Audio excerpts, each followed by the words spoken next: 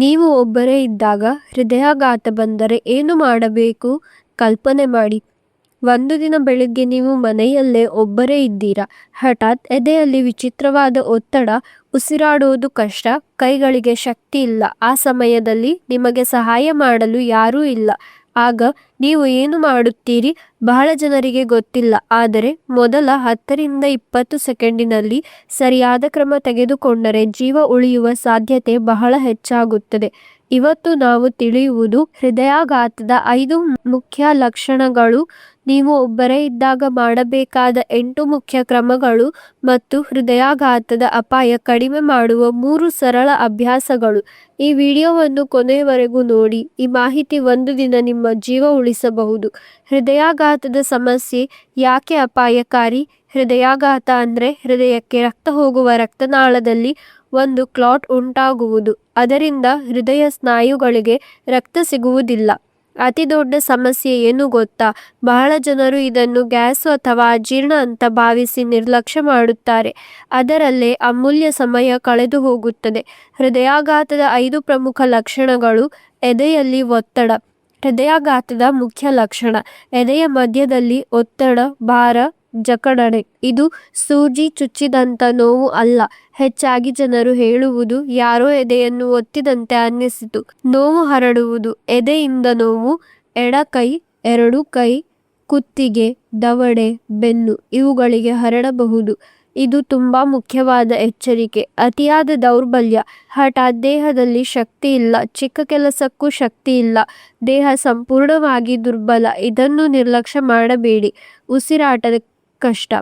ಯಾವುದೇ ಕೆಲಸ ಮಾಡದೇ ಇದ್ದರೂ ಉಸಿರು ಕಡಿಮೆ, ಉಸಿರು ಬಿಗಿ, ತಣ್ಣನೆಯ ಬೆವರು ಇದು ಗಂಭೀರ ಲಕ್ಷಣ. ತಲೆ ಸುಸ್ತು ಅಥವಾ ವಾಂತಿ ಭಾವನೆ. ಕೆಲವರಿಗೆ ತಲೆ ಸುತ್ತುವುದು, ವಾಂತಿ, ಅಸ್ವಸ್ಥತೆ ಇವು ಕೂಡ ಕಾಣಿಸಬಹುದು. ಈಗ ಮುಖ್ಯ ಪ್ರಶ್ನೆ, ನೀವು ಒಬ್ಬರೇ ಇದ್ದಾಗ ಹೃದಯಾಘಾತ ಬಂದರೆ ಏನು ಮಾಡಬೇಕು? ಇದೀಗ ಅತ್ಯಂತ ಮುಖ್ಯ ಭಾಗ. ಹೃದಯಾಘಾತ ಬಂದಾಗ ಮಾಡಬೇಕಾದ 8 ಕ್ರಮಗಳು. ತಕ್ಷಣ ನಿಲ್ಲಿ. ಮೊದಲ ಲಕ್ಷಣ ಬಂದ ಕೂಡಲೇ ನೀವು ಏನು ಮಾಡುತ್ತಿದ್ದರೂ ತಕ್ಷಣ ನಿಲ್ಲಿ. ನಡೀತಿದ್ದರೆ ನಿಲ್ಲಿ, ಕೆಲಸ ಮಾಡುತ್ತಿದ್ದರೆ ನಿಲ್ಲಿ. ನೀವು ಕುಳಿತುಕೊಳ್ಳಿ. ಇದು ಜೀವ ಉಳಿಸುವ ಕ್ರಮ. ಆರಾಮಾಗಿ ಕುಳಿತುಕೊಳ್ಳಿ. ಕುರ್ಚಿ ಅಥವಾ ಸೋಫಾದ ಮೇಲೆ ಬೆನ್ನಿಗೆ ಆಧಾರ ನೀಡಿ ಕುಳಿತುಕೊಳ್ಳಿ. ನಿಂತುಕೊಳ್ಳಬೇಡಿ, ಓಡಬೇಡಿ. ಇದರಿಂದ ಹೃದಯದ ಮೇಲೆ ಒತ್ತಡ ಕಡಿಮೆ ಆಗುತ್ತದೆ. ಆಸ್ಪಿರಿನ್ ಇದ್ದರೆ ಚವಚವನೆ ತಿನ್ನಿ. ಮನೆಯಲ್ಲಿದ್ದರೆ 75-100 ಗ್ರಾಂ ಆಸ್ಪಿರಿನ್ ಚವಚವನೆ ತಿನ್ನಿ. ಇದು ರಕ್ತದ ಕ್ಲಾಟ್ ಕಡಿಮೆ ಮಾಡಲು ಸಹಾಯ ಮಾಡಬಹುದು. ಆದರೆ ಆಸ್ಪಿರಿನ್ ಅಲರ್ಜಿ ಇದ್ದರೆ ಬೇಡ, ಹೊಟ್ಟೆ ಅಲ್ಸರ್ ಇದ್ದರೆ ಬೇಡ. ತಕ್ಷಣ ಎಮರ್ಜೆನ್ಸಿ ಕರೆ ಮಾಡಿ. 112 ಅಥವಾ ಸಮೀಪದ ಆಸ್ಪತ್ರೆಗೆ ತಕ್ಷಣ ಕರೆ ಮಾಡಿ. ನೀವೇ ಕಾರ್ ಓಡಿಸಿ ಹೋಗಬೇಡಿ, ಆಂಬ್ಯುಲೆನ್ಸ್ ಕರೆಸಿ. ಮನೆಯ ಬಾಗಿಲು ತೆರೆದಿಡಿ. ಇದು ಚಿಕ್ಕ ವಿಷಯದಂತೆ ಕಾಣಬಹುದು, ಆದರೆ ತುಂಬಾ ಮುಖ್ಯ. ಆಂಬ್ಯುಲೆನ್ಸ್ ಬಂದಾಗ ಬಾಗಿಲು ಲಾಕ್ ಇದ್ದರೆ ಸಮಸ್ಯೆ. ಆದ್ದರಿಂದ ಬಾಗಿಲು ತೆರೆದಿಡಿ. ಸರಿಯಾದ ಸ್ಥಿತಿಯಲ್ಲಿ ಕುಳಿತುಕೊಳ್ಳಿ.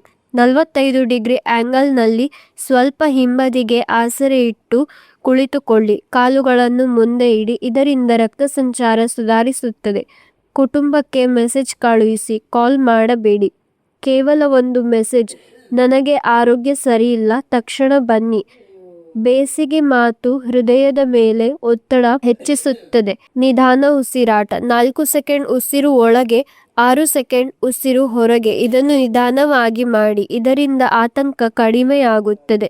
ಒಂದು ಮುಖ್ಯ ಎಚ್ಚರಿಕೆ, ಕೈಗೆ ಒತ್ತಡ ಹಾಕುವುದು ಅಥವಾ ಕೆಮ್ಮುವುದು ಇವು ಕೆಲವೊಮ್ಮೆ ಸಹಾಯ ಮಾಡಬಹುದು, ಆದರೆ ಇದು ಚಿಕಿತ್ಸೆ ಅಲ್ಲ. ನಿಜವಾದ ಚಿಕಿತ್ಸೆ ಆಸ್ಪತ್ರೆಯಲ್ಲೇ ಸಿಗುತ್ತದೆ. ಹೃದಯಾಘಾತ ತಡೆಯಲು 3 ಸರಳ ಅಭ್ಯಾಸಗಳು. ಪ್ರತಿದಿನ 30 ನಿಮಿಷ ನಡೆಯಿರಿ.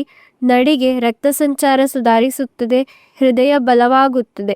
ವೇಗ ಮುಖ್ಯವಲ್ಲ, ನಿರಂತರ ಮುಖ್ಯ. ಉಪ್ಪು ಮತ್ತು ಜಂಕ್ ಫುಡ್ ಕಡಿಮೆ. ಹೆಚ್ಚು ಉಪ್ಪು ಬಿಪಿ ಹೆಚ್ಚಾಗುತ್ತದೆ, ಜಂಕ್ ಫುಡ್ ಕೊಲೆಸ್ಟ್ರಾಲ್ ಹೆಚ್ಚಾಗುತ್ತದೆ.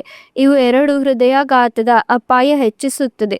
ಧೂಮಪಾನ ಮತ್ತು ಮದ್ಯ ಬಿಡಿ. ಸಿಗರೇಟ್, ಮದ್ಯ ಹೃದಯದ ದೊಡ್ಡ ಶತ್ರುಗಳು.